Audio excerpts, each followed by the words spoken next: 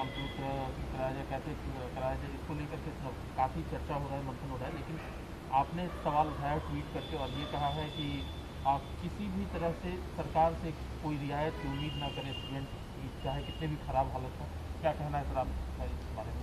नहीं, देखिए, मैंने स्टूडेंट कम्युनिटी ने मुझसे मुल्क भर से मुझसे कांटेक्ट किया और उन्होंने ये इस बात का मुतालबा किया कि सर हमारे JEE और नीट के एग्ज़ाम्स को पोस्टपोन करवाइए। मैंने उनसे कहा कि मैं तो ज़रूर आपके साथ खड़ा हूं, क्योंकि मैं जानता हूं कि बड़ा मुश्किल काम है। इतने दूर दूर से लड़के लड़कियां आकर एग्ज़ाम लिखेंगे और अभी भी कोविड बड़ी तेज़ी से चल रहा है, कोविड ख़त्म नहीं हुआ है।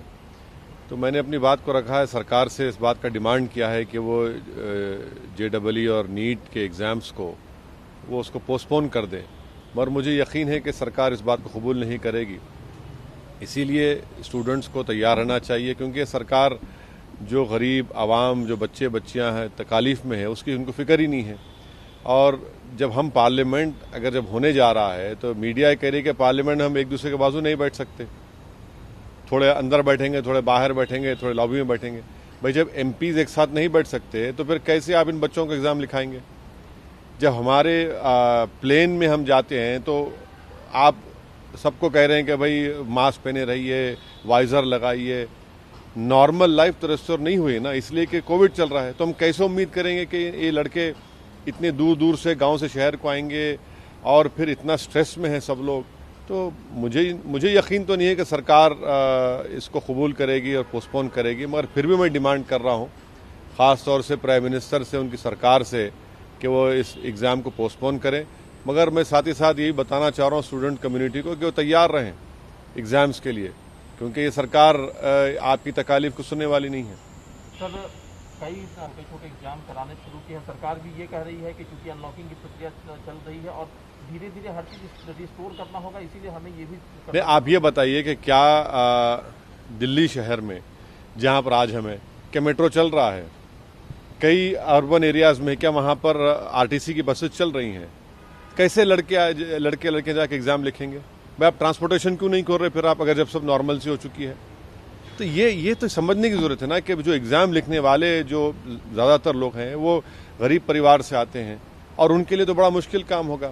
भाई आज इनकी आप बहुत बड़ा रिस्क ले रहे हैं और एक मेंटल उन पर स्ट्रेस होगा, फिर उनको कई जगह पर उनको रात में सफ़र करना पड़ता, कहाँ पर ठहरेंगे, क्या खाएंगे वो लोग? तो ये चीज़ें सरकार को सोचना चाहिए। भाई नॉर्मल से अगर आप रेस्टोर करना चाह रहे हैं तो उसके कई तरीके हैं, मगर ये तरीका नहीं है कि आप अपने बच्चों को भिजा दें। क्या पूरी तरह से लॉकडाउन ख़त्म हो चुका है? आज भी लॉकडाउन के रेस्ट्रिक्शंस हैं, आज भी सब चीज़ें हैं।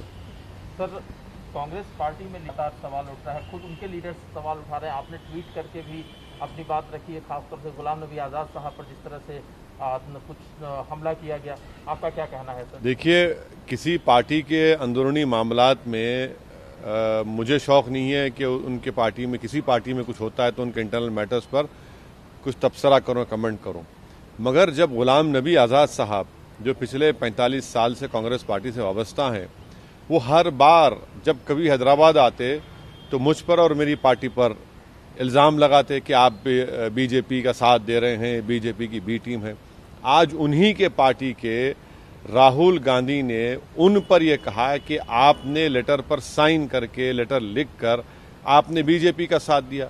तो अब गुलाम नबी साहब को ये सोचना पड़ेगा कि BJP का साथ तो वो दे रहे हैं, जब उनके लीडर राहुल गांधी उनसे कह रहे हैं कि भाई आप तो BJP का साथ दे रहे हैं, और ख़ुद गुलाम नबी ने मीडिया के सामने आकर मीडिया से कहा और सारी दुनिया से कहा कि अगर मैं BJP से मिला हूं तो मैं इस्तीफा देने तैयार हूं।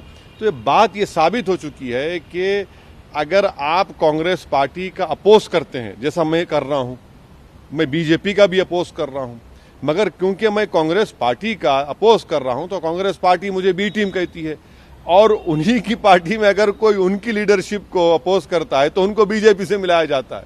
तो ये तो सोचना पड़ेगा उन मुस्लिम लीडर्स को जो कांग्रेस पार्टी में अपना वक्त ज़ाय कर रहे हैं कि भाई आज आप पर इल्ज़ाम लग रहा है कि आप BJP का साथ दे रहे हैं, तो कब तक आप ये गुलामी करते रहेंगे कांग्रेस की लीडरशिप की? लेकिन सर एक विकल्प भी तो होना चाहिए ना, जो मुस्लिम लीडर्स की आप बात कर रहे हैं उनके लिए एक राजनीतिक विकल्प।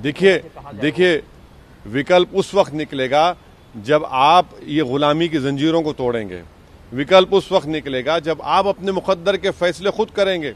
अगर आप किसी की गुलामी करते रहेंगे, सिर्फ इसी के लिए नहीं, कोई विकल्प नहीं। अरे भाई, मंजिल उसको मिलती जो मंजिल की तलाश में निकलता है। आप तो वहीं पर रहकर ये तमाम तौहीन को, इल्ज़ामात को, आपकी बेइज्जती अगर बर्दाश्त करेंगे तो विकल्प कहाँ निकलेगा? आप निकलिए तोड़कर तो खुद विकल्प और आपके सामने आकर सर झुकाएगा। तो सर आपको लगता है आप ऑफर देंगे कि एमआईएम से जुड़े? नहीं, मैं हरगिज़ नहीं कहूँगा गुलाम नबी साहब को, वो बड़े सीनियर लीडर हैं, मगर गुलाम नबी साहब को याद दिला रहा हूँ कि आपने जिस ज़बान का इस्तेमाल करके मुझ पर इल्ज़ाम लगाया था, आज वही इल्ज़ाम आपके पार्टी का एक एक्स प्रेसिडेंट आप पर लगा रहा है और आपको ये कहना पड़ रहा है कि मैं रिज़ाइन करने तैयार हूँ। तो उनको सोचना पड़ेगा, उनके कॉन्शियस, उनके जो अगर इनर कॉन्शियस है तो उनको सोचना पड़ेगा, उनको इंट्रोस्पेक्ट करना पड़ेगा कि इतने साल के बाद आज उन पर इल्ज़ाम लग रहा है। तो गुलाम नबी साहब, कल मुझ पर और कांग्रेस पार्टी हम पर उंगलियां ना उठाएं। पहले कांग्रेस पार्टी खुद अपने पार्टी में झांक कर देख लें कौन बीजेपी का साथ दे रहा है। सर एक आखिरी सवाल है सर, तरह से मेन जो मुख्य विपक्षी दल है संसद में, उनमें इस तरह की अंदरूनी कला और जो सीनियर लीडर्स हैं उन पर जो है इस तरह के इल्जामात लग रहे हैं, तो क्या आपको नहीं लगता कि जो अपोजिशन की आवाज़ है जो पहले से ही कमज़ोर है वो और कमज़ोर हो जाएगी? नहीं, कांग्रेस की वजह से तो मोदी 2 बार प्रधानमंत्री बने हैं ना, तो कांग्रेस की वजह से ही बने हैं। अगर वो लोग सही काम करते तो मोदी 2014 में क्यों जीतते? अगर वो अपोजिशन का सही रोल निभाते तो 2019 में उनकी 50 सीटें क्यों आती और इतने उनके एमएलएस क्यों बीजेपी में भाग रहे हैं?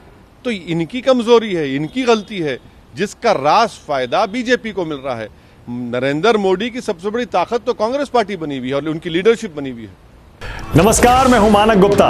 अगर आपको हमारा ये वीडियो पसंद आया हो तो इसे लाइक और शेयर जरूर करें और हां, हमें सब्सक्राइब और फॉलो करना ना भूलें ताकि आप देश और दुनिया की कोई खबर मिस ना करें। तो जुड़े रहिए हमारे साथ और देखते रहिए न्यूज़ 24।